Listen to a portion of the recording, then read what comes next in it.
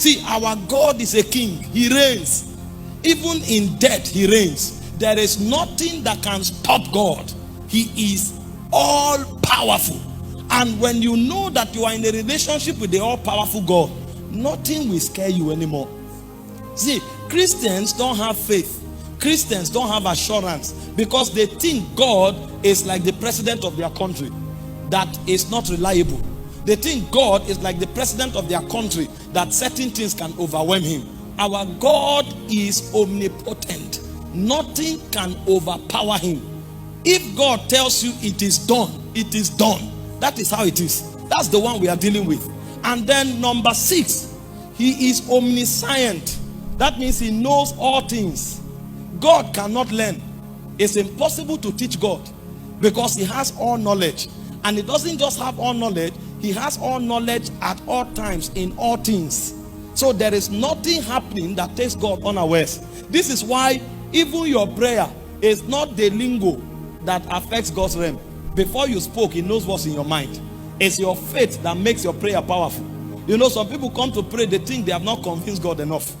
And they reduce the quality and potency of their prayer to grammar. That's not what makes the difference. If you know that God knows before you ask, you will have rest even while you are yet asking. And when you are done asking, you know that even the one you didn't ask is covered because he is omniscient. And he's not just omniscient, he is omnipresent. That means he is everywhere at every time in every time. And I wish I'm able to explain that to you in simple terms. God is everywhere now.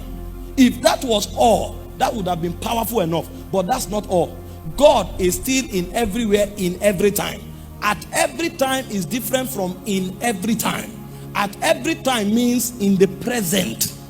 So in the whole of today, you can say God has always been around in every time. But when you now discover that God is not just at every time, but in every time, what it means is that God is still in yesterday. You have left yesterday, God is still in yesterday. And you have not entered tomorrow, God is already in tomorrow. That's omnipresent.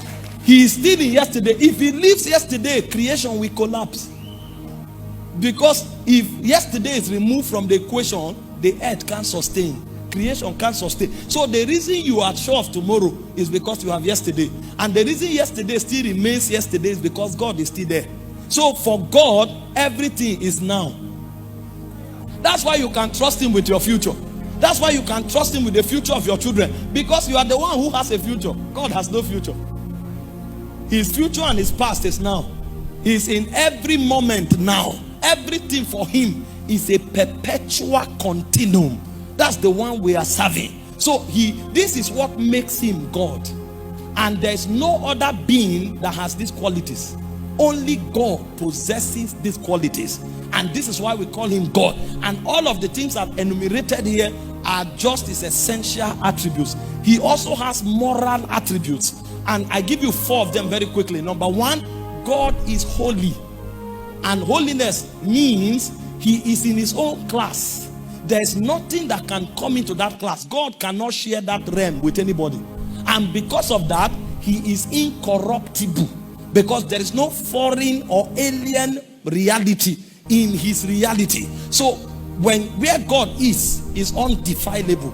Where God is sinless. Where God is in his own class. So when God does things, you know that God has done it. You can't mistake it. He's a holy God. He has the power to dwell in his realm, uncontaminable. And he's not just holy, he is also righteous, absolutely righteous. And righteousness is not sinlessness. Righteousness is the ability to be right at all times, in all times. And so what that means is that righteousness is not just ability to be accurate. Righteousness is a power. You know why? As we are seated here, you think you are wearing a blue suit. If God looks at you and says your white suit is fine, if you look at your suit, you'll be shocked that it's white. You'll be surprised that you never knew the color since you bought it. So he doesn't just have all the information that makes him accurate. He has the power so that anything he says is so. That's the meaning of righteousness. That's why God cannot lie. Because anything God says becomes true. It is a power that is with God and it's called righteousness. And that's not all. God is also love. In 1 John chapter 4 verse 8, the Bible says God is love. It's on the strength of the fact that God is love that we can relate with him. Because the love of God is not emotion. Emotion is part of it. But the love of God is the ability God has to give himself unconditionally. This is why even while we were yet sinners, Christ died for us. Romans 5 verse 8. So you don't qualify for God's love. You don't deserve God's love. He loves you unconditionally. And so Jesus told us to come boldly before the throne of grace and obtain mercy. The reason whether we are living right or living wrong, we still go to God is because of his love. Because his love creates accommodation for everybody to come and receive help. You see, but many Christians don't know the love of God. That's why they think they have merit with God, and they only come to God when they are right.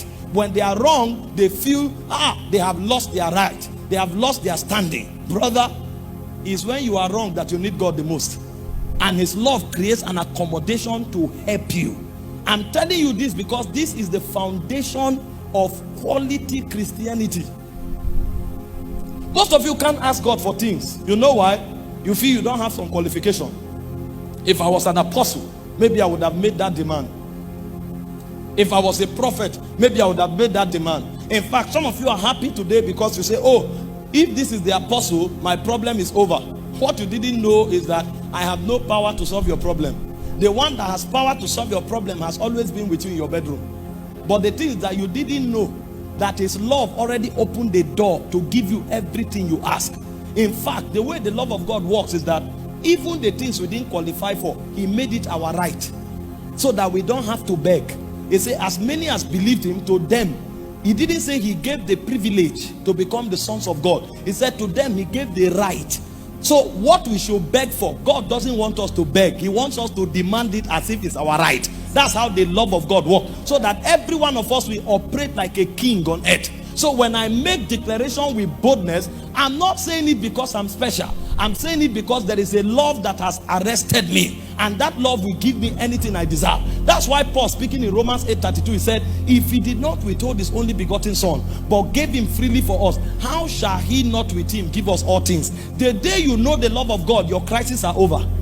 Because you can ask for anything. I told my people, I say, I will never do small things in my life again. Because I discovered God has given me his best and is willing to give me any other thing. And so if God is willing to give me anything I ask, I better ask for the best and the best only. Because that's what God gives. But all of that is routed into the love nature of God. And that's not all. God is faithful. God is dependable. God is trustworthy. That's the fourth moral attribute of God. And so there are essential attributes, there are moral attributes, and then there is the office of God. The office of God is where God sits, that only him sits, and that's what makes him deity. And there are two major things about his offices. Number one, he's creator. Only God has the power to create everything from nothing. When God created the world, there was no raw material. Every other person is either inventing or forming. Only God is creator. An inventor will use raw materials from creation. A man who forms will use raw materials. But a creator does not need raw material. He just looks and says, light appear. You don't know where the raw material is. He says, water come forth. You don't know where the raw material. He doesn't need raw material. He produces both the raw material and the finished goods. That's why he's called creator. He said, in the beginning, God created the heavens and the earth. Genesis 1 verse 1. Hebrews chapter 1 from verse 1 to 3. It said, now faith is the substance of things hoped for, the evidence of things not seen. By it the elders obtained a good report. It said, through faith we understand that the worlds were framed from the word of God, and the things which are were not made out of the things which do appear. So God is creator. You know what that means to you? Even if you don't have a womb, you can have a child. Even if you don't have a liver, you will not die. If they told you your kidney has been destroyed, God can put another one there. He's creator. So if you don't know him in these offices, you can't maximize him. This is why most of us, it has become religion. So we come to church on Sunday, we dance to good music, and that is all. We don't know the one we are dealing with. Jesus was talking to the Samaritan. He said, you worship what you know not. He said, but we know who we worship. When you find Christians crying, trace it. The problem is not what they are crying for. The problem is their ignorance. My people perish for the lack of knowledge. If my God is creator, that means nothing can be lost in my life. Because if it is lost, he can create it again. That's why when the earth was destroyed, he came and recreated it. I'm the creator, I can create it again. And that's an office that only God occupies. And then number two, what the office he occupies is that he is a life giver. Only God is author of life. That means with him nothing dies. This is why Jesus said when he came to Lazarus' tomb in John 11, he said, I am the resurrection and the life. He said, they that believe in me will live and will never die. And he said, even if they were dead, they will live again. That means I author life. Nothing dies with me. Now the question is, if the author of life is your God, how will your business fail?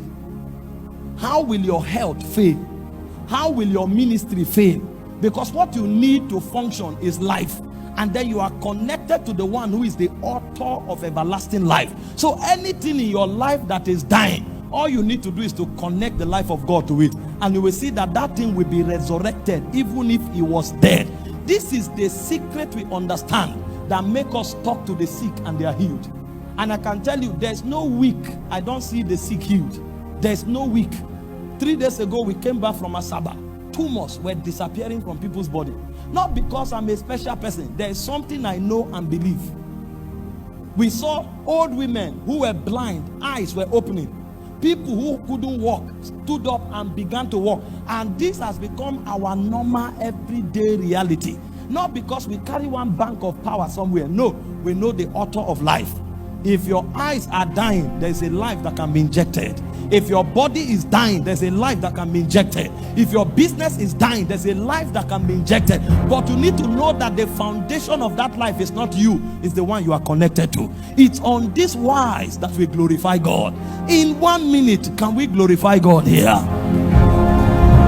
Elohim Adonai.